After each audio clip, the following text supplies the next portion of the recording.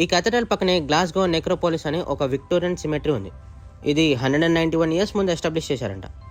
ఇక్కడ statues, sculptures, war Graves ఇలా almost 3500 monuments దాకా ఉన్నాయి.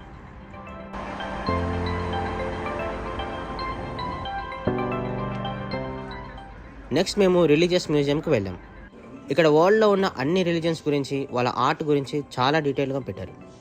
ప్రతి రిలీజన్లో ఒక ఆర్ట్ ఉంటుంది. మన చుట్టూ ఎంత టాలెంట్ ఉందో ఇక్కడ తెలుసుకోవచ్చు. ట్రిప్ అని మ్యూజియంస్, ఆర్ట్ గ్యాలరీస్ చూపిస్తారేంటి, ఇవి గూగుల్లో కూడా ఉంటాయి కదా అనుకోకండి. యూకే అంటేనే హిస్టారికల్ స్టఫ్.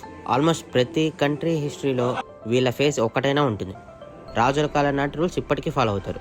గవర్నమెంట్ కూడా రాయల్ ఫ్యామిలీ రూల్స్ ఫాలో అవుతూనే ఉంది. కాబట్టి ట్రిప్ అంటే ఫన్ మాత్రమే కాదు, నాలెడ్జ్ కూడా. నెక్స్ట్ వీడియోలో ఇంకొన్ని ప్లేసెస్ చూపిస్తా.